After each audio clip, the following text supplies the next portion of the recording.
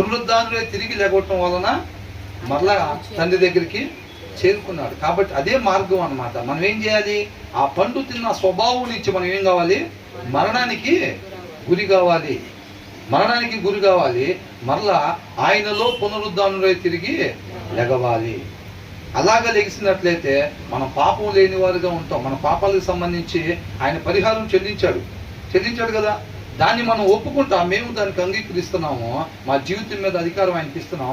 ఇక మీదట ఇదివరకులాగా అతిక్రమంగా కాకుండా ఇక మేము క్రమంగానే జీవిస్తాం అనేది బాప్తీసు తీర్మానం అన్నమాట. ఆ తీర్మానం తీసుకున్నప్పుడు ఏమైందనంటే చక్కగా ఇమ్మీడియట్గా ఏం చేయాలి? పిల్లలు పుట్టగానే చక్కగా ఏం చేస్తారు? అమ్మటే పాలు తాపిస్తారు. అవునా కదా? కాబట్టి మనం కూడా తీర్మానం తీసుకున్న తర్వాత అక్కడి నుంచి ఏం చేయాలి? వాక్యం చదువుతూ ఉండాలి. చక్కగా వాక్యం చదువుతూ ఉంటే మనం లాస్ట్ ఈస్టర్లో చెప్పుకున్నాం ఈ మెసేజ్ ఏంటంట, సిమ్1 సిమ్2. కాబట్టి ఏంటి? ఆ పాత స్వభావ లక్షణాలు అన్నీ కడిగివేయబడతా ఆయనలో ఉండే లక్షణాలు, గుణ లక్షణాలు మనలో డౌన్లోడ్ అవుతూ ఉంటాయి. ఆయన పోలికలోకి, ఆయన స్వరూపంలోకి మార్చబడతాం. అప్పుడు తండ్రి ముందు నిలబడినప్పుడు ఆయన వలే ఉంటాం. కాబట్టి ఆయన మనల్ని అంగీకరించి దగ్గరికి తీసుకుంటాడు అన్నమాట. అవునా? అలాగుండాలి. కాబట్టి మనం ఏంటంట, మరణించి తిరిగి లేవాలి. ఒకళ్ళు క్రొత్తగా జన్మిస్తేనే తప్ప ఎక్కడికి వెళ్ళారంట? నిత్య జీవానికి చేరుకోలేరు. అంతే తప్ప ఈ మార్పు హృదయంలో కలగాలి.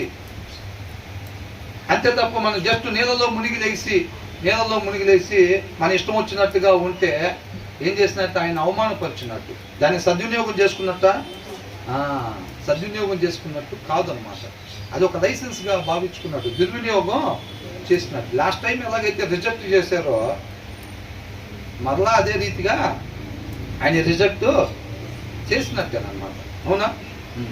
కాబట్టి ఇక్కడ ఏమన్నంటాడు? మృతులలో నుండి యేసుక్రీస్తు తిరిగి లేచుట వలన మనకేం కావాలంట? నిత్య జీవం మనకి రావాలని చెప్పి ఆయన ఆ పునరుద్ధానుడే తిరిగి లెగిశాడు. మార్గాన్ని మనకి చూపించాడు అన్నమాట.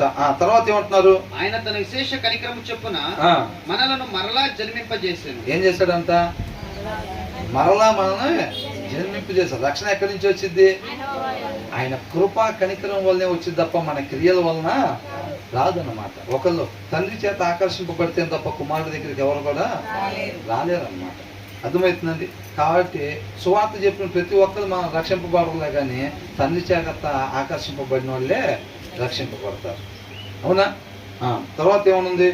కడవరి కాలమందు బయలుపరచుటకు సిద్ధముగానున్న రక్షణ మీకు కలుగునట్లు